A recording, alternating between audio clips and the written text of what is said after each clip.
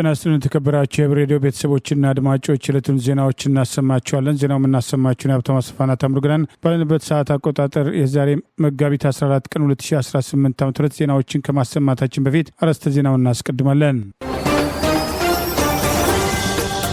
በተለያዩ ቀጠናዎች እየተካሄደ ያለው የፋኖ ወታደራዊ ጥቃት፣ ጎጥ ምርጫና የፋኖ እርምጃ፣ የህወሓቱ ጀነራል ማስጠንቀቂያ፣ የቪዛው ማነቆ፣ የ7 ዓመቷ ህፃንና ያገዛዙ ጦር ጭካኔ፣ የአሽከርካሪዎችና ባለንብረቶች ምሬት፣ ዘረኝነትና ሊቢያ አውሮፕላን ጣቢያ አደጋ፣ ትራምፕና ኢራን የሚሉና ሌሎችም ወቅታዊ ዜናዎች ያሉን ዝርዝሩን እንሆ።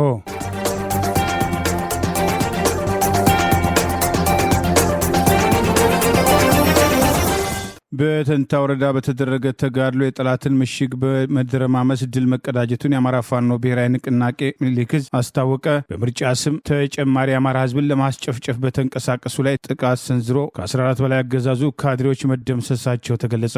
የአማራ ፋኖ ብሔራዊ ንቅናቄ አፋብን ምኒልክ ዕዝ 101ኛ ኮር 23ኛ ክፍለ ጦር በተንታ ወረዳ ባደረገው ተጋድሎ የጠላትን ምሽጎች ደረማምሶ ሙሉ ከተማዋን ተቆጣጥሮ ነጻ ማውጣቱን ዛሬ መጋቢት 14 ቀን 2018 ዓ.ም ምኒልክ ዕዝ ባወጣው በዚሁ መረጃ ገለጸ።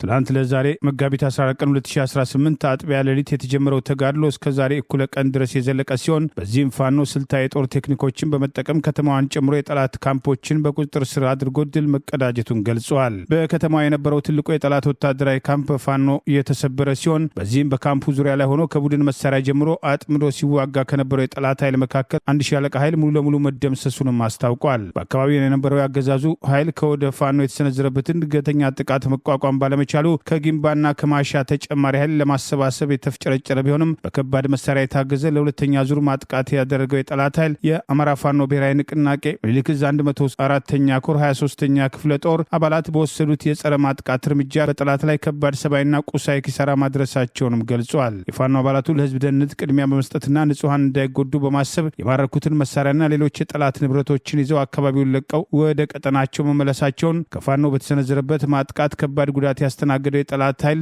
መድፍና 120 ሞርታር የውር ድንብሩን በመተኮስ ሰላማዊ ሰዎች ላይ ጉዳት ማድረሱን ምኒልክ ዕዝ ዛሬ መጋቢት 14 ቀን 2018 ባወጣው በዚሁ መረጃ አስታውቋል። ይህ በእንዲህ እንዳለ በምርጫ ስም ተጨማሪ የአማራ ህዝብን የመጨፍጨፊያ ጊዜ ለማግኘት የምርጫ ቁሳቁስ ይዘው ሲንቀሳቀሱ በነበረው ያገዛዙ ካድሬዎችና ወታደሮች ላይ በተከፈተ ድንገተኛ ጥቃት ከ14 በላይ የሚሆኑት ሙትና ቁስለኛ መሆናቸውን ምኒልክ ዕዝ ዛሬ መጋቢት 14 ቀን 2018 ባወጣው ተጨማሪ መረጃ ገልጿል። በምስራቅ አማራ ቀጠና ምዕራብ ወረዳዎች ቲርቲራና ልጓም አካባቢዎች ትላንት መጋቢት 13 ቀን 2018 አመሻሹ ላይ ከፍተኛ ቁጥር ባለው ወታደር ታጅበው የምርጫ ቁሳቁስ ይዘው ሲንቀሳቀሱ በነበሩ ባንዳዎች ላይ ጥቃት መሰንዘሩን ገልጿል። የአማራ ፋኖ ብሔራዊ ንቅናቄ ምኒልክ ዕዝ ንጉስ ሚካኤል አሊ ኮር ሳጅን አባናዶ ክፍለ ጦር በሁለት ቦታዎች ላይ በወሰደው ድንገተኛ የደፈጣ ጥቃት በአማራ ህዝብ ስቃይና ሞት ላይ በምርጫ ስም የሚሳለቁ ያገዛዙ ተዋናዮች ሙትና ቁስለኛ ማድረግ መቻሉን ገልጿል። በቲርቲና አካባቢ ልዩ ስሙ ባከት ተብሎ በሚጠራው ስፍራ በክፍለ ጦሩ ስር የሸዋንግዛው ሬጅመንት አባላት በፈጸሙት የደፈጣ ጥቃት 2 ያገዛዙ ወታደሮች ሲደመሰሱ 5 ወታደሮችና ካድሬዎች ደግሞ መቁሰላቸውን አስታውቋል። በተመሳሳይ በመጀመሪያው ዙር ባከት ላይ ጥቃት በተሰነዘረበት ወቅት ለጓዶቹ እገዛ ለማድረግ የተንቀሳቀሰው የጠላት ኃይል በልጓማ አካባቢ በአባናዶ ክፍለ ጦር በመሐመድ ዳውድ ሬጅመንት አባላት ተቆርጦ የደፈጣ ጥቃት ሰለባ መሆኑንም ይኸው መረጃ ጠቅሷል። ያገዛዙ ስልጣን አስጠባቂ ወታደሮችና ካድሬዎች ሲገደሉ ከ5 በላይ የሚሆኑት ከባድ የመቁሰል አደጋ ማስተናገዳቸውንም ጠቅሷል። በሁለቱም ቦታዎች ላይ 14 ያገዛዙ ስልጣን አስጠባቂ ወታደሮችና ካድሬዎች ሙትና ቁስለኛ ሲደረጉ ከክላሽንኮቭ መሳሪያ ጀምሮ ሌሎች ወታደራዊ ቁሳቁሶች በፋኖ ቁጥጥር ስር መዋላቸውንም ይኸው መረጃ ጠቅሷል። ይህንን ዘር ጨፍጫፊና ሀገር አውዳሚ አገዛዝ ስርዓት በምርጫ ስም ህጋዊ ከለላ ሰጥቶ እድሜው እንዲራዘም ለማድረግ በተዋናይነት ከመሳተፍ ጀምሮ ለምረጡኝ ቅስቀሳ በሚሳተፉ ባንዳዎች ላይ የሚወሰደው እርምጃ ተጠናክሮ ይቀጥላል በማለት የአማራ ፋኖ ብሔራዊ ንቅናቄ ምስራቅ አማራ ቀጠና ምኒልክ ዕዝ ዛሬ መጋቢት 14 ቀን 2018 ዓ.ም ባወጣው በዚሁ መረጃ ዳግም አስጠንቅቀዋል። በአማራ ህዝብ ላይ ይፋ ጦርነት ያወጀው አገዛዝ በምርጫ ስም የሚያደርገውን እንቅስቃሴ መርዳት ከጠላት ጋር መተባበር መሆኑን የአማራ ፋኖ ብሔራዊ ንቅናቄ አስቀድሞ ባወጣው መግለጫ በማስጠንቀቅ በዚህ ድርጊት የሚሳተፉ ከወገናቸው ጎን እንዲሰለፉ ጥሪ ማድረጉ ይታወሳል። የስልጣን ጊዜያቸው ሊጠናቀቅ ቀናት የቀሩት የትግራይ ክልል ጊዜያዊ አስተዳደር ፕሬዝዳንት ሌተና ጀነራል ታደሰ ወረደ ወደ ጦርነት ልንገባ የምችለው በመሬት ምክንያት ነው ሲሉ ተናገሩ። ባልተለመደ ሁኔታ በአላማጣም ከተማ ተገኝተው ጋዜጣዊ መግለጫ የሰጡትም ሌተና ጀነራል ታደሰ ወረደ አጨቃጫቂ የሚባል መሬት የለም፣ የይገባኛል ጥያቄ የሚነሳበት መሬት የለም ሲሉ በግልጽ መናገራቸው አነጋጋሪ ጉዳይም ሆኗል። ሌተና ጀነራል ታደሰ ህዋትና የፌዴራል መንግስቱ በተፈራረሙበትና ወደ ሙሉ ትግበራም እንዲገባ የሚጠይቁት የፕሪቶሪያው ሰላም ስምምነት ላይ በግልጽ ሰፍሮ የሚገኘው ያሉትን አወዛጋቢ አካባቢ ወይም አጨቃጫቂ አካባቢዎችን የሚለውን በመሻር አጨቃጫቂ የሚባል ነገር የለም ብለዋል። አሁን ላይ ህዝቡ እያጠየቀን ያለው ግዛታችን እንድናስመልስና ሉዓላዊነታችንን እንዲከበር ነው ያሉትን ሌተና ጀነራል ታደሰ ወረደ ጦርነት አንፈልግም፣ ወደ ጦርነትም ልንገባ የምንችለው ግን በመሬት ጉዳይ ይሆናልም ሲሉ ተደምጠዋል። የመሬት መመለስ ጉዳይም የማይደራደሩበትም አጀንዳ መሆኑን የገለጹትም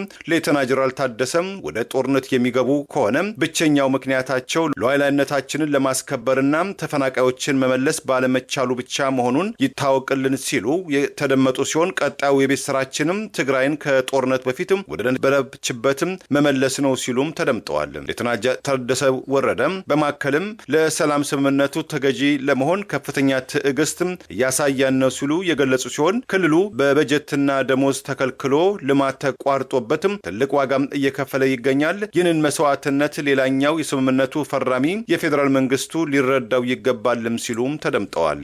ሌተና ጀነራል ታደሰ ወረደ ይህንን ይበሉ እንጂ የትግራይ ክልልና የአማራ ክልል በሚወዛገቡባቸው አወዛጋቢ ቦታዎች በተመለከተ የኢትዮጵያ ብሔራዊ ምርጫ ቦርድ በሰባተኛው ጠቅላላ ምርጫ የጊዜ ሰሌዳ ላይ በተመለከተው መሰረትም ባለፈው ጥር 22 2018 ዓ.ም የመራጮች ምዝገባ ለማካሄድ እየተዘጋጀባቸው ያሉትን ምርጫ ክልሎችን ምርጫ ጣቢያዎችን ዝርዝር ለህዝብ ይፋ ባደረገበት ወቅት በጥር 25 ቀን 2018 ዓ.ም የፌዴሬሽን ምክር ቤት በቁጥር ኢፌድሪ 5-13-13-8 ለቦርዱ በጻፈው ደብዳቤ በትግራይና በአማራ ክልል መንግስት መካከል አከራካሪ ሆነው የቆዩትን የአምስት ምርጫ አካባቢዎችን ይገባኛል ጥያቄ እስከሚፈታም የሁመራ፣ የአዲ ረመጽ፣ የኮረም አፍላ፣ የጠለምትና የራያ አላማጣ መራጫ ክልሎች ከትግራይ ክልላዊ መንግስት ውጪ ሆነው ለብቻቸው በቀጥታ ለህዝብ ተወካዮች ምክር ቤት ምርጫ እንዲያደርጉ ምክር ቤቱ ወስኗል የሚል መመሪያ ማውጣቱ ይታወሳል። በግፍ ደም ለማፍሰስ ስልጣኑን ለማራዘም የተንቀሳቀሰ የአብይ አገዛዝ ዛሬም በጎንደር ክፉኛ መመታቱን የአማራ ፋኖ ብሔራዊ ንቅናቄ ሰሜን አማራ ቀጠና በላይ ዘለቀ እዝ አስታወቀ። የአማራ ፋኖ ብሔራዊ ንቅናቄ አፋብን ሰሜን አማራ ቀጠና በላይ ዘለቀ እዝ ዛሬ መጋቢት 14 ቀን 2018 ዓ.ም የነበረውን የውጊያ ውሎ አስታኮ ይፋ ባደረገው መረጃ በግፍ ደም ለማፍሰስ ስልጣን ለማራዘም የወሰነው የአብይ አገዛዝ ዛሬም በጎንደር ክፉኛ ተመቷል በማለት ዳባት አረጃን አካባቢ የተንቀሳቀሰ አገዛዙ ስልጣን አስጠባቂ ጦር ያልጠበቀውን ሽንፈት ማስተናገዱን አርበኛ ዮሐንስ ንጉሱ የበላይ ዕዝ የህዝብ ግንኙነት ኃላፊ ባወጣው በዚሁ መረጃ ገልጿል። በዘራይ አዝመራው ስም በተሰየመው የበላይ ዕዝ ደጃዝማች አራተኛ ኮር ዘራይ ክፍለ ጦር ሸጋው ውበት ብርጌድ በተከታታይ ሳምንታት በሚወሰደው የተጠና ኦፕሬሽን በቀጠናው ጠላት እንደ ሰም ቀልጦ እንዲቀር እያደረገው ይገኛል በማለት ዛሬ መጋቢት 14 ቀን 2018 ወደ ብርጌዱ ጠንካራ ይዞታዎች የተንቀሳቀሰው የአገዛዙ ስልጣን አስጠባቂ ሰራዊት በሳት አለንጋ ተገርፎ መራር ሰብአዊና ቁሳዊ ኪሳራ አስተናግዷል በማለት በዚህ ጥቃት 15 የጠላት ኃይል ሲደመሰስ 15 መቁሰላቸውን 25 የነፍስ ወከፍ የጦር መሳሪያ የተማረከ ሲሆን ከዳባት ከተማ ቅርብ ርቀት ቀረሃ ቀበሌ በተደረገ በዚህ ውጊያ ሽንፈት የገጠመው የአገዛዙ ስልጣን አስጠባቂ ጦር የቀረ ኃይሉ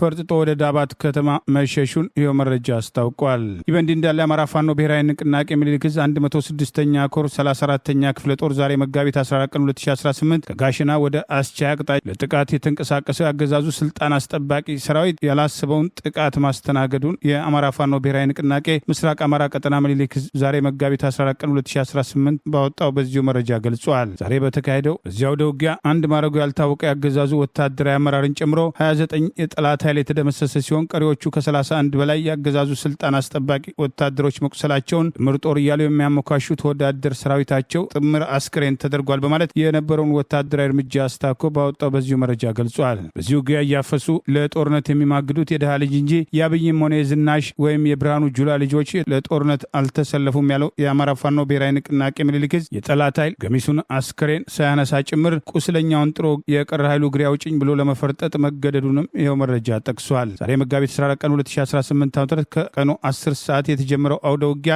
እስከ አመሻሽ 1 ሰዓት ተኩል ድረስ የዘለቀ ሲሆን በርካታ የስርዓቱ ስልጣን አስጠባቂ ወታደሮች ባልጠበቁት ጥቃት ተበታትነው በፋኖች እየተለቀሙ እስካሁን ቁጥሩ በውል ያልታወቀ ያገዛዙ ስልጣን አስጠባቂ ሰራዊት ባንዳ አድማ ብተናዎችን ጨምሮ ራሳቸውን ከሞት ለማዳን ለፋኖ እጃቸውን እየሰጡ መሆኑንም የአማራ ፋኖ ብሔራዊ ንቅናቄ ምስራቅ አማራ ቀጠና ምኒልክ ዕዝ 106ኛ ኮር ህዝብ ግንኙነት ክፍል ዛሬ መጋቢት 14 ቀን 2018 ባወጣው በዚሁ መረጃ ገልጿል። ይህ በእንዲህ እንዳለ የአማራ ሳይንት መቅደላ ክፍለ ጦር ላይ አገዛዙ በዙ 23 ታግዞ ጥቃት የከፈተ ቢሆንም በተወሰደ የመልሶ ማጥቃት እርምጃ የጠላት ኃይል ከፍተኛ ሰብአዊና ቁሳዊ ኪሳራ አስተናግዶ የቀረ ኃይሉ እግሬ አውጭኝ ብሎ መፈርጠጡን የአማራ ፋኖ ብሔራዊ ንቅናቄ ምስራቅ አማራ ቀጠና ምኒልክ ዕዝ ዛሬ መጋቢት 14 ቀን 2018 ባወጣው በዚሁ መረጃ ገልጿል። ትናንትናው ዕለት በቆተት ቀጠና የብልጽግና ስልጣን አስጠባቂ ሰራዊት በሁለት መድፍ በዙ 23 በ6 ድሽቃ ተጠቅሞ ድምፅ አልባ ድሮኖች የሚባሉት የአትሮንስ ሻለቃ ፋኖዎች ላይ ጥቃት የሰነዘረ ሲሆን በወሰዱት የመልሶ ማጥቃት እርምጃ ወራሪውን በሚገባው ቋንቋ በማናገር ከሞትና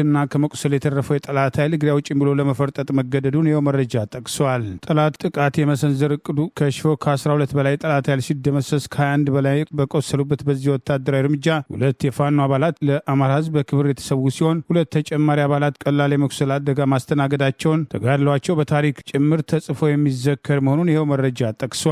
የፋኖን ጥቃት መቋቋም ያልቻለው ያገዛዙ ኃይል በብስጭት ከ40 በላይ የቆተት ቀበሌ አርሶ አደሮችን የግል ህጋዊ መሳሪያ ጭምር ቀምቶ የወሰደ ሲሆን በደም ነፍስ በተኮሰው ከባድ መሳሪያም ዛሬም እንደ ትላንቱ አብያተ ክርስቲያናትን አፈራርሷል ሲል ይኸው መረጃው ጠቅሷል። በሌላ በኩል በቦረና ወረዳ ቢቢ ቀጠና ከየሻይ ቤቶች ከየፑል ቤቶች አፍሶ የወሰዳቸው ወጣቶች በመኪና ያዞረ ፋኖን ማረኩኝ የሚል ከእውነታ የራቀ ተራ ፕሮፓጋንዳ ለመስራት ሲጋጋጡ ውሏል በማለት በዚህ ሳይበቃ ወጣቶች ወደ መከላከያ ካምፕ ወስዶ ወደ ማሰልጠኛ በግዳጅ ይዟቸው መሄዱን የአማራ ፋኖ ብሔራዊ ንቅናቄ ምስራቅ አማራ ቀጠና ምኒልክ ዕዝ ዛሬ መጋቢት 14 ቀን 2018 ባወጣው ተጨማሪ መረጃ ገልጿል።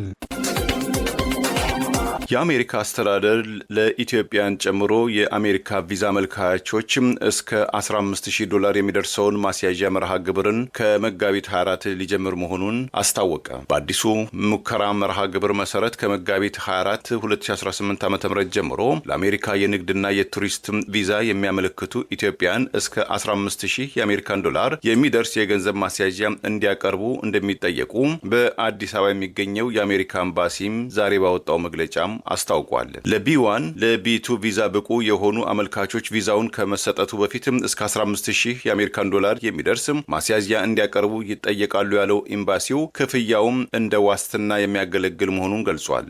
በኤምባሲው መረጃ መሰረትም ተጓዡ በቪዛው ላይ የተቀመጡትን ቅድመ ሁኔታዎች በሙሉ አክብሮ የተፈቀደለትን የቆይታ ጊዜም ሳይበቃም ከአሜሪካም ከወጣ ያስያዘው ወይም ያስያዘችው ገንዘብ ይመለስላቸዋልም ብሏል። በአዲሱ መመሪያም መሰረትም ፖሊሲው ከወጣ በኋላ ለሚሰጡ አዳዲስም ቪዛዎች ብቻ መሆኑን መረጃው የገለጸም ሲሆን ይህ መስፈርትም ከመጋቢትም 24 2018 ዓ.ም በፊትም የሰጠም ህጋዊ የቢ1 እና የቢ2 ቪዛ ያላቸው ሰዎችን እንደማይመለከታቸውም በኤምባሲው መግለጫም ተገልጧል። ኤምባሲው ቀደም ብሎ ወይም ይፋይ ባልሆነ መንገድ ስለሚፈጸሙ ክፍያዎች ማስጠንቀቂያ የሰጠ ሲሆን ማስያዣውን አስቀድመው እንዳይከፍሉ አስቀድሞ መክፈል ቪዛ እንደሚያገኙ ዋስትና አይሆንም፣ እንዲሁም ሌሎች ወይም ሶስተኛ ወገኖች ሰርድ ፓርቲ ድረገጾች የማጭበርበሪያ መንገዶች ሊሆኑ ይችላሉ ብሏል። በማከልም ከቃለ መጠይቅ በፊት የሚፈጸም ማንኛውም ክፍያ ተመላሽ እንደማይደረግም አስታውቋል። አዲሱ መመሪያም የንግድና የቱሪስት ቪዛም ዘርፎችን ብቻ የሚያመለክትም ሲሆን የተማሪ ቪዛ ያላቸው እንደማይጨምር በመግለጫው ላይ በኤፍም ወይም በኤም ቪዛ ወደ አሜሪካ የሚጓዙ ተማሪዎች የቪዛ ማስያዣ መስፈርቱ እንደማይመለከታቸው ገልጿል። ክፍያውም የሚጠየቀው ብቁ ለሆኑ የንግድ የቱሪስት ቢ1 እና ቢ2 ቪዛ አመልካቾች ብቻ መሆኑን ኤምባሲው አስታውቋል። የአሜሪካ የውጭ ጉዳይ መስሪያ ቤት ቀደም ሲል ባወጣው መግለጫ ኢትዮጵያም፣ ካምቦዲያም፣ ጆርጂያም፣ ግሪናዳም፣ ሌሴቶ፣ ሞሪሸስም፣ ሞዛምቢክም፣ ሲሸልስም፣ ቱኒዚያም፣ ሞንጎሊያም፣ ኒካራጓም፣ ፓፓኒው ጊኒን በአጠቃላይ 12 አገራት ላይ ከመጪው ሚያዝያ በፈረንጆቹ አፕሪል 2 2026 ወይም በኢትዮጵያ ከመጋቢት 24 2018 ዓ.ም ጀምሮ አዲሱ $15,000 ቅድመ ማስያዣ ህግ ተግባራዊ ይሆንልባቸዋል ብሎ ማውጣቱ መዘገባችን ይታወሳል።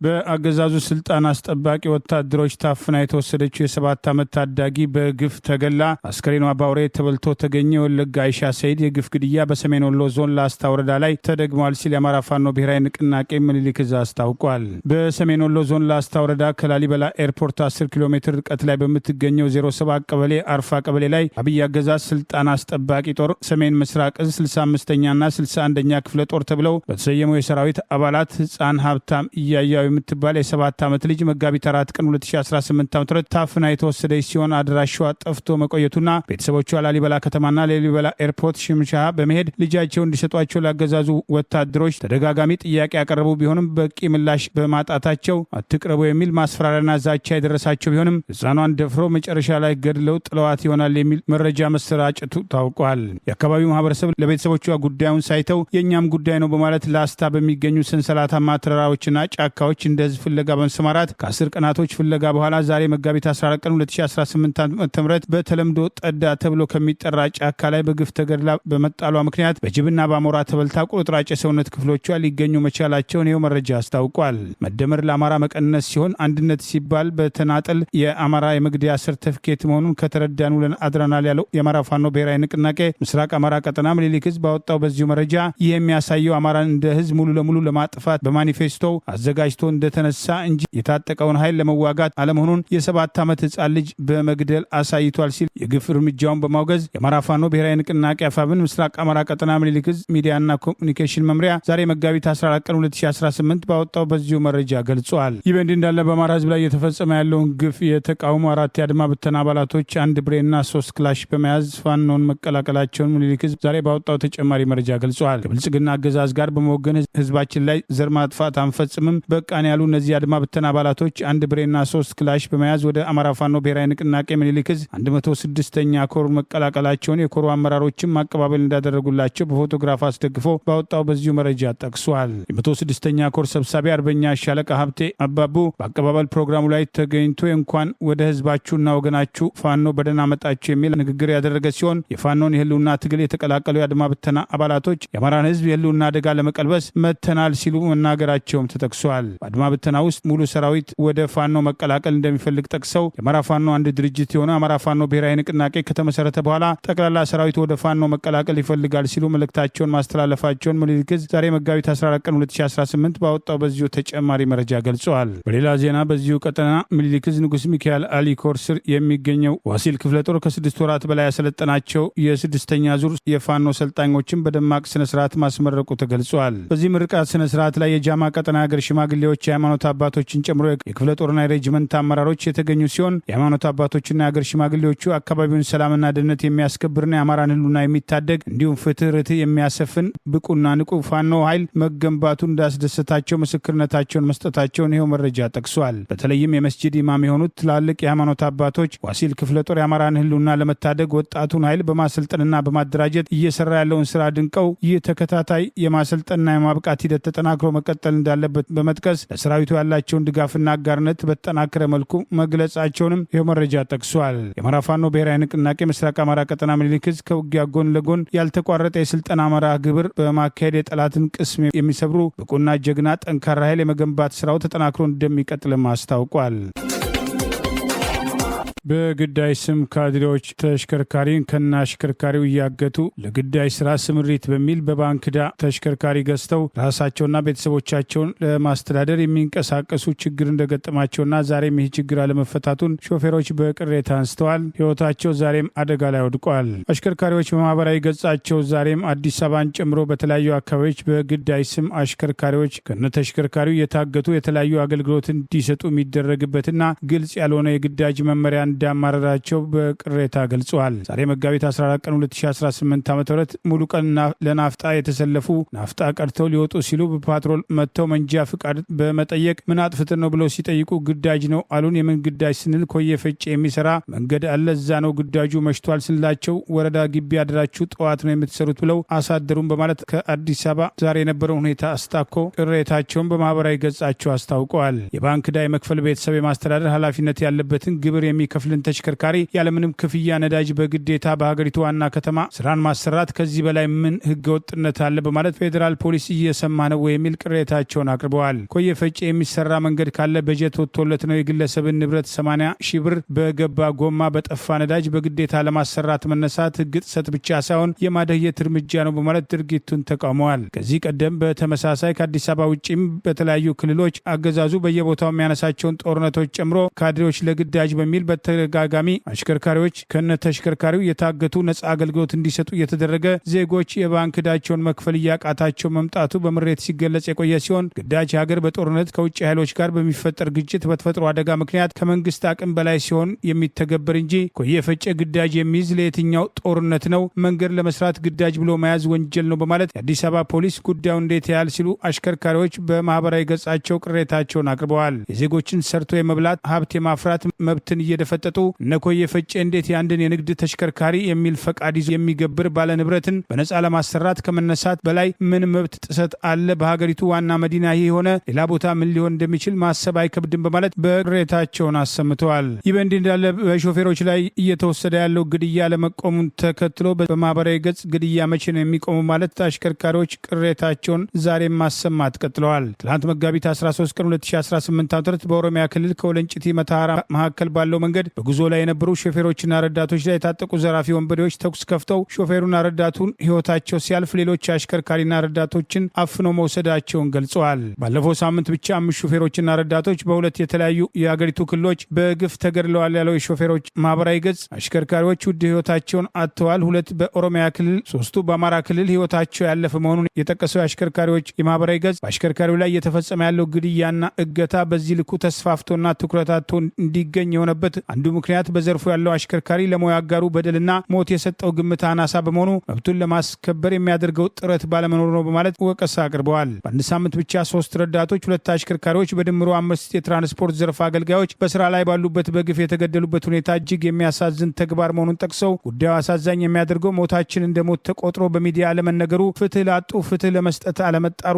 ችግሩን እንዲደገም የሚደረግ ጥረት ባለመኖሩ ነው በማለት ቅሬታቸውን አሰምተዋል። ኢትዮጵያ ጤና ባለሙያዎች ንቅናቄ የጤና ባለሙያዎች ተገቢው የጤና ሽፋን እንዲሰጣቸው፣ ደሞዝ እንዲጨመርላቸውና የስራ የትርፍ ሰዓት ክፍያ እንዲከፈላቸው ያነሱትን ቅሬታ ጨምሮ የስራ ማቆም አድማ ለታህሳስ መጀመሪያ ለሁለተኛ ዙር በጠሩበት ወቅት ህይወታቸው አደጋ ላይ ወደቁ አሽከርካሪዎችም ትግሉን እንዲቀላቀሉ በይፋ ጥሪ አቅርበው እንደነበር አይዘነጋም። በኢትዮጵያ የመብት ጥሰት እየተፈጸመባቸው ያሉ ወገኖች አሽከርካሪዎች፣ የጤና ባለሙያዎች፣ መምህራን፣ ሌሎችም የመንግስት ሰራተኞችና ነጋዴዎች በተናጠል ከማልቀስ አልፈው ተባብረው በጋራ ለመታገል እስካልወሰኑና ድምጻቸውን እስካላሰሙ ድረስ መፍትሄ እንደማይመጣ ተደጋግሞ በወቀሳ ሲነሳ ቆይተዋል። በሰሜን አፍሪካዊቷ በሊቢያ ውስጥ በስደት የሚገኙ የቆዳ ቀለማቸው የጠቆረ ኢትዮጵያንን ጨምሮ ከሰሃራ በረሃ በታች ባሉ ተገን ጠያቂዎችም በጋጠ ወጥም በአገሬው ወጣቶች የዘረኝነትና አካላዊ ጥቃት እንደሚደርስባቸው ተገለጸ። ሪፊውጂ ኢን ሊቢያ የተሰኘው ለትርፍ ያልተቋቋመው የሰብአዊ መብትም ተሟጋች ድርጅት በተንቀሳቃሽ ምስል አስደግፎ ባቀረበው መረጃ በአገሮቻቸው የተለያዩ ገፊ ችግሮችን መቋቋም ተስኗቸው የስደቱን ዓለም በመምረጥ በሊቢያ የሚገኙ የቆዳ ቀለማቸው የጠቆረ አፍሪካን ተገን ጠያቂዎችም በየዕለቱ በዋና ከተማ ትሪፖሊን ጨምሮ በተለያዩ የአገሪቱ ከተሞች ውስጥ በጋጥ ወጥ ሊቢያን ወጣቶችም በአደባባዮችም ይደበደባሉ፣ ይባረራሉ፣ ይዋከባሉ። እነዚህ ራሳቸውንና ህይወታቸውን መከላከል የማይችሉ ተገን ጠያቂ ጥቁር አፍሪካውያን ወጣቶች እንደ ሊቢያ በመሳሰሉ መሰል አፍሪካ አገራት ውስጥ ለዚህ አይነቱ ኢሰብአዊና አስከፊ ድርጊት ገፈት ቀማሽ መሆናቸው በእጅጉ አሳዛኝ ነው ብሎታል። እንደ ሪፊውጂስ ኢን ሊቢያ መልከታ በዛሬቱ ሊቢያ ውስጥ ጥቁር መሆን እንደ ወንጀለኝነት ያስቆጥራል፣ ለብርቱ አካላዊ ጥቃትም ያጋልጣል በማለትም አጭር ነገር ግን ገላጭ ያለውን ጥቁር አፍሪካውያን በሊቢያን ወጣቶችም የሚደበደቡበትን የሚዋከቡበትን ተንቀሳቃሽ ምስልን በዋቢነትም አጋርቷል። በሺዎች የተቆጠሩ ኢትዮጵያን ስደተኞች ወደ ምዕራብ አውሮፓ አገራት ለማቅናት ሊቢያን የመሸጋገሪያ አገር መጠቀማቸው የሚታወቅም ሲሆን በርካታዎችም በዚህ አስቸጋሪ የስደት ጉዟቸው ሊቢያ ውስጥም ለቶርቸር፣ ለጾታዊ ትንኮሳም፣ ለዘመናዊ ባርነት ከፍተኛ ማስለቀቂያ ገንዘብ እንዲያመጡም በታጣቂዎችም ከመታፈናቸው በተጨማሪ ከሰውነታቸው ክፍል ኩላሊታቸው ሳይቀር በኃይል ተወስዶ ለህገወጥ ሽያጭም የሚቀርብበት አሳዛኝ ገጠመኝ የቅርብ ጊዜ እና በብዙዎችም አይምሮ በቀላሉ የማይጠፋ አጋጣሚ መሆኑ ይታወቃል። ዋና ዋና የፓርቲው አመራሮች የገዢው ብልጽግና ፓርቲ ተለጣፊ በመሆናቸው ወቀሳ የሚቀርብበት ኢዜማ በደቡብ ኢትዮጵያ ክልል የሚንቀሳቀሱ አመራሮቹና አባላቱ ምርጫን ተከትሎ ድብደባ ተፈጽሞባቸዋል። ፓርቲ ዝምታ መርጧል። በደቡብ ኢትዮጵያ ክልል በጎፋ ዞን ገዢው ብልጽግና ፓርቲ በበላይነት የተቆጣጠረውና ዘንድሮ ይካሄዳል የተባለው 7ኛ አገራዊ ምርጫን ተከትሎ እንቅስቃሴ ያደረጉ የኢትዮጵያ ዜጎች ለማህበራዊ ፍትህ ኢዜማ ለገዢው ብልጽግና ፓርቲ በመለጠፍ ህዝብ ክዷል በሚል ዋና ዋና አመራሮቹ ተደጋጋሚ ወቀሳ የሚቀርብባቸው የኢትዮጵያ ዜጎች ለማህበራዊ ፍትህ ኢዜማ አመራሮችና አባላት ላይ ያነጣጠረ እስርና ድብደባ የተፈጸመ ሲሆን ፓርቲው የደረሰውን ሪፖርት መሰረት አድርጎ ዝምታ መርጧል። በደንባ ጎፋ ወረዳ አስተዳደር በሚንቀሳቀሱት የፓርቲው አባላት ላይ ጥቃት የተፈጸመ ሲሆን በዚህ ጥቃት መምህር ኢሳያስ የፓርቲው አባል አቶ ስንታየው ዳምጤ ኢዜማ የጎፋ ዞን ማስተባበሪያ ምክትል የፖለቲካ ፓርቲዎች የጋራ ምክር ቤት ጸሐፊ ጽኑ ድብደባ የደረሰባቸው ሲሆን ተጎጂዎቹ በአሁኑ ሰዓት በሳውላ አጠቃላይ ሆስፒታል ገብተው የሕክምና እርዳታ የተደረገላቸው እንደሚገኝ ከአካባቢ የወጣው መረጃ ይገልጻል። ድብደባው በወረዳው ፖሊስ አባላት የተፈጸመ ሲሆን ጥቃቱን በመምራትና በማስፈጸም ረገድ የወረዳው ዋና አስተዳዳሪ ቀጥተኛ ትዕዛዝ እንዲሁም የላይማ ጻላ የከተማ ቀበሌ አመራሮች እጅ እንዳለበት ተጎጂዎች ያጋለጡ ሲሆን ከድብደባው በተጨማሪ ሌሎች የፓርቲው አባላት አባል በመሆናቸው ብቻ ያለምንም ወንጀል በፖሊስ ቁጥጥር ስር ታስረው እንደሚገኙ ተገልጸዋል። ገዢው ብልጽግና ፓርቲ ለይስሙላ ሌሎች እንዲንቀሳቀሱበት በፈቀደ የምርጫ ሜዳ በተፎካካሪነት ስም የሚንቀሳቀሱት የዜማ ፓርቲ አባላት ላይ የደረሰውን ጥቃት ተከትሎ ሌሎችም ተፎካካሪ ነን የሚሉ ፓርቲ አመራሮች ስጋት ላይ መውደቃቸውን እርምጃው በምርጫው በነጻና በዲሞክራሲያዊ መንገድ የሚካሄዱ ጉዳይ አጠራጣሪ ነው የሚል ቅሬታ እስከማቅረብ የደረሱ ቢሆንም አስቀድሞም በገዢው ብልጽግና ፓርቲ ቁጥጥር ስር ባለ ምርጫ ለመሳተፍ ሲወስኑ ከገዢው ብልጽግና ፓርቲ ቁጥጥር ውጭ ያልወጣው የጸጥታ ኃይል ተመሳሳይ እርምጃ ከዚህ ቀደም መውሰዱን በማስታወስ የፓርቲው ዋና ዋና መሪዎች የአገዛዙን ግፍ በመተባበር እንቅስቃሴ ቢያደርጉም በተለያዩ ክልሎች ግን ለዚህም ውለታቸው ለይስሙላም ለምርጫ እንዳይንቀሳቀሱ ጫና የተደረገባቸው መሆኑ ማሳያ ነው ተብለዋል። ከ5 ዓመት በፊት የተደረገውን 6ኛ ዙር አገራዊ ምርጫ ተከትሎ በደብረ ዘይት ወይም ቢሸፍቱ ከተማ የኢዜማ አመራር አባል የሆነ ተገሎ እስከ መጣል የደረሰ ቢሆንም በቅርቡ ከፓርቲው ኃላፊነት የተነሱት የቀድሞ የፓርቲው መሪ ፕሮፌሰር ብርሃኑ ነጋ አብረዋቸው የተሰለፉ አመራሮች ለገዢው ብልጽግና ፓርቲ ያላቸውን ታማኝነት ለመግለጽ በኢዜማ አባላትና አመራሮች ላይ ምርጫን ተከትሎ የደረሰውን ጥቃትና ግድያ ጭምር ማድበስበሳቸው ሲያስወቅሳቸው ቆይተዋል። ኢዜማ የቀድሞ የፓርቲ መሪ የነበሩት ዶክተር ጫኔ ከበደ የአብይ አገዛዝ በአማራ ህዝብ ላይ የከፈተውን ጦርነት ተከትሎ በማንነታቸው ከታሰሩ በኋላ ፓርቲው የታሰሩት ከኔ ጉዳይ ጋር አይደለም በሚል የአገዛዙን የግፍ እስር ጭምር የተባበረ ሲሆን የኢትዮጵያን ህዝብ እምነት ያጣው ፓርቲ በደቡብ ክልል ዘይሴ ብሔረሰቦች ላይም ባለፈው ምርጫ ኢዜማን ደግፋቸዋል በሚል እየደረሰ ያለውን ጥቃት ተከትሎ አንድም ቀን ስለ ብሔረሰቡ አባላት እየደረሰባቸው ያለውን ጥቃት በተመለከተ መግለጫ አውጥቶ የማያውቅ መሆኑ በወቀሳ ሲነሳ ቆይተዋል። ይህ በእንዲህ እንዳለ በአገዛዙ ቁጥጥር ስር ያለው ምርጫ ቦርድ በበኩሉ ገዢው ብልጽግና ፓርቲ ከ2900 በላይ እጩዎችን ማቅረቡን ሲጠቅስ ኢዜማና ትብብር ለኢትዮጵያ ፓርቲ በየደረጃው ከገዢው ብልጽግና ፓርቲ ቀጥሎ ከ1000 በላይ እጩዎችን ማስመዝገባቸውን ጠቅሷል። የአማራ ፋኖ ብሔራዊ ንቅናቄ በአማራ ህዝብ ላይ ጦርነት የከፈተው አገዛዝ በምርጫ ስም ህጋዊ ተቀባይነት ለማግኘት የአማራ ህዝብ ላይ ተጨማሪ ጥቃት ለማድረስ እንዳይንቀሳቀስ በይፋ ያስጠነቀቀ ሲሆን ይህንን ምርጫ በተባባሪነት ለማስፈጸም በሚንቀሳቀሱ ላይ የማያዳግም እርምጃን እንደሚወስድ ማስጠንቀቁ አይዘነጋም። የትግራይ ክልል ፖሊስ ያለ ፍርድ ቤት ውሳኔ ሰሞኑን በቁጥጥር ስር ያዋለው የክልሉ ቴሌቪዥን ጋዜጠኛ ዮሐንስ ብርሃነ መታሰርን የተቃወመው የኢትዮጵያ መገናኛ ብዙሃን ማህበር ድርጊቱን አወገዘ።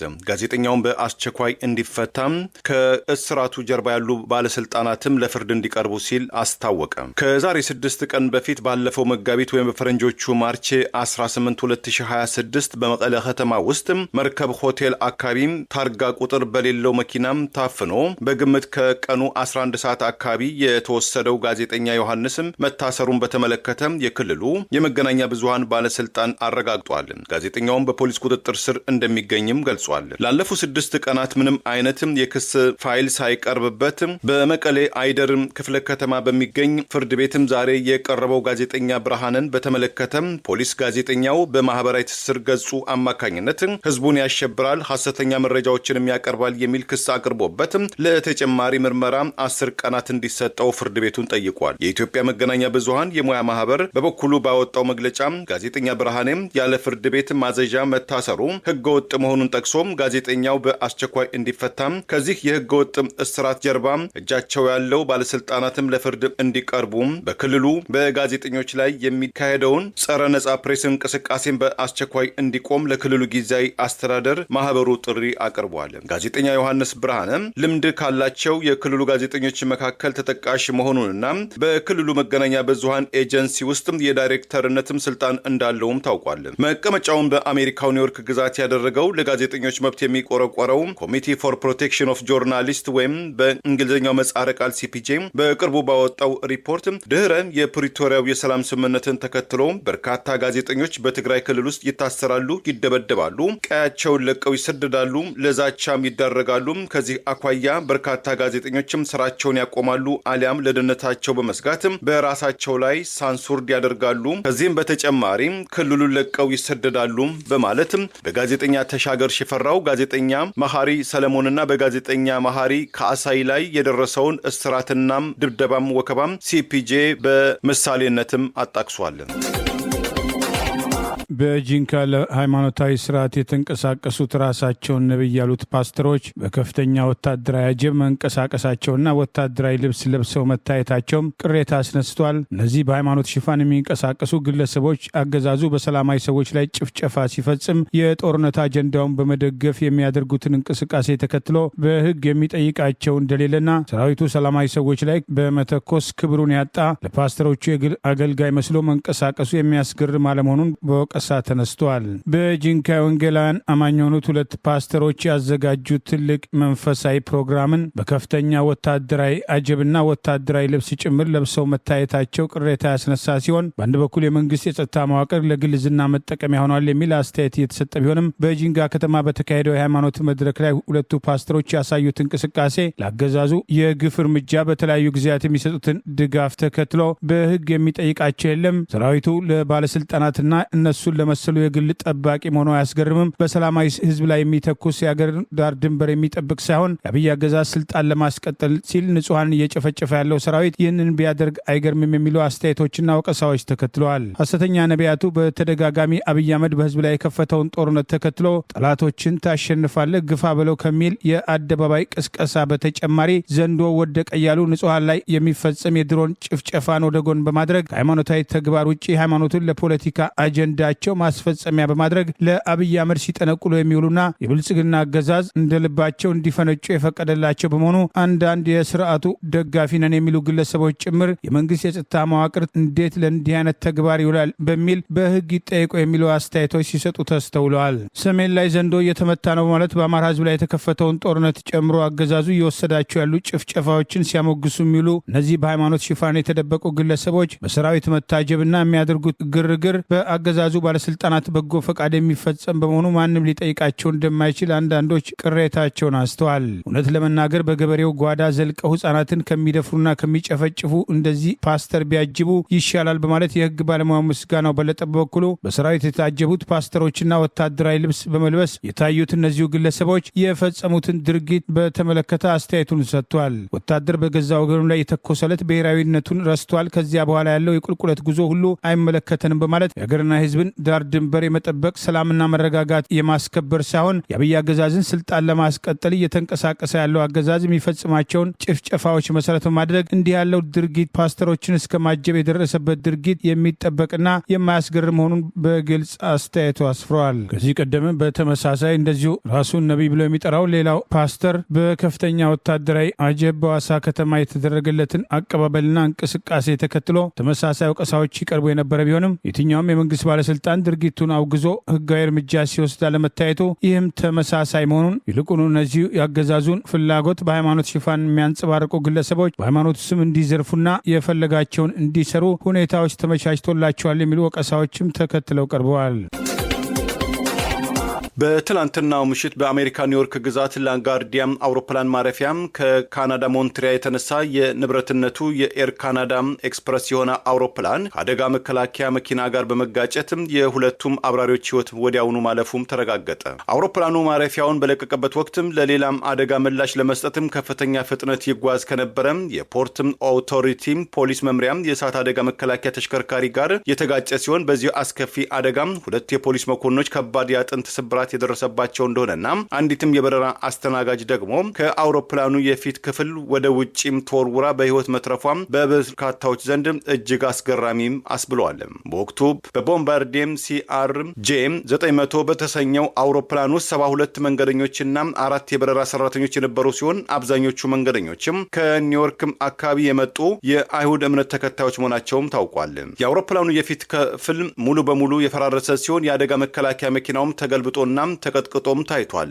ከአየር ትራፊኩ ቁጥጥር የተገኘው መረጃ እንደሚያሳየው አደጋው ከመከሰቱ በፊትም ተቆጣጣሪው ለተሽከርካሪው ቁም በማለት በተደጋጋሚ ማስጠንቀቂያ ቢሰጥም ግጭቱን ማስቀረት አለመቻሉም ተገልጿል። በዚህ እንዳለ ፕሬዚዳንት ዶናልድ ትራምፕ በከፊል የተዘጋውን የመንግስት በጀት ተከትሎ የተፈጠረውን የአየር ማረፊያዎች የጸጥታ ፍተሻም ቀውስን ለማቃለል የኢሚግሬሽንና የጉምሩክ አስከባሪ በእንግሊዝኛው ምህጻረ ቃል ICE አባላትን በመላው አሜሪካም በሚገኙ የአየር ማረፊያዎች እያሰማሩ መሆናቸውን አስታውቀዋል። ይህንን ውሳኔ የመጣው የሀገር ውስጥ ደህንነት መስሪያ ቤት ካለፈው የካቲት 14 2026 ጀምሮ በበጀት መከልከሉ ምክንያት ወደ 50 ሺህ የሚጠጉ የትራንስፖርት ደህንነት አስተዳደር ወይም በእንግሊዝኛው ምህጻረ ቃል TSA ሰራተኞች ያለ ደሞዝ እየሰሩ በሚገኙበትና በአየር ማረፊያዎችም የ10 ደቂቃ ይፈጅ የነበረው ፍተሻም የረጅም ሰዓታት ሰልፍና የጉዞ መስተጓጎል በተፈጠረበት አስቸጋሪ ወቅት መሆኑም ታውቋል። ፕሬዚዳንት ዶናልድ ትራምፕ ትሩዝ በተሰኘው ማህበራዊ ገጻቸው ባሰፈሩት መልእክት የICE አባላት በአየር ማረፊያዎች ተገኝተው ድንቅ ስራ እየሰሩ ገልጸው ዲሞክራቶች ግን ህገወጥ ወንጀለኞችን የሚጠብቁ ሲሉ በጽኑም ኮንነዋቸዋል። ይህ በዚህ እንዳለ በበጀት መቋረጥ ምክንያት ለአንድ ወር ደሞዝ ያልተከፈላቸው የአሜሪካ የአውሮፕላን ጣቢያ ፈታሾችን ለመታደግ የዓለማችን ቢሊዮነሩ ኤለን መስክ ደሞዛቸውን ለመክፈል እንደሚችሉም አስታውቀዋል። የቀድሞው ፕሬዚዳንት ዶናልድ ትራምፕ የቅርብ ወዳጅ ኤለን መስክ በባለቤትነት በሚዘውሩት ኤክስ ወይም ትዊተር ገጻቸው ላይ የበርካታ አሜሪካን ተጓዦች የአውሮፕላን ጉዟቸው ከፍተኛ አደጋ ውስጥ እና መስተጓጎል በወደቀበት በዚህ ወቅት ለTSAም ሰራተኞች ደሞዝ ለመክፈል ዝግጁ ነኝም ብለዋል። አንድ ለጋሽ ግለሰብ የመንግስት ሰራተኞችን ደሞዝ የመክፈል ህጋዊ ከለላም ስለመኖሩ አለመኖሩ የአሜሪካ ህግ ግልጽ አይደለም ሲል USAም ቱዴይ አስነብበዋል። የአሜሪካው ፕሬዚዳንት ዶናልድ ትራምፕ ወሳኝ የሆነውን የሆርሙዝ ወሽመጥን ለማስከፈት ያስቀመጡትን የ24 ሰዓት የጊዜ ገደብ በ5 ቀናትም አራዘሙ። ኢራናውያን በበኩላቸው ትራምፕ አፈገፈጉ ሲሉ አፌዙ። የመካከለኛው ምስራቅ አገር ሳውዲ አረቢያ የኢራን ዲፕሎማቶችን ከአገሯም አባረረች። የአሜሪካው ፕሬዚዳንት ዶናልድ ትራምፕ በኢራን የኃይል መሰረተ ልማቶች ላይ ጥቃት ለመፈጸም አስቀምጠውት የነበረውን የ48 ሰዓት የጊዜ ገደብ ወደ 5 ቀናት ያራዘሙ ሲሆን ዶናልድ ትራምፕ በመካከለኛው ምስራቅ ስላለው ግጭትም ከኢራን ጋር ሙሉ በሙሉና አጠቃላይ መፍትሄ መደረሱን በተመለከተ ውጤታማ ያሉት ውይይት ማድረጋቸውን ገልጸዋል። ዶናልድ ትራምፕ በማህበራዊ ትስስር ትሩዝ ገጻቸው ላይ ባሰፈሩት መልእክት በኢራን ኃይል ማመንጫዎችና የኢነርጂ መሰረተ ልማቶች ላይ የሚደረጉ ጥቃቶችም ሁሉ ለሌላ ጊዜም አስተላልፌዋለሁም ብለዋል።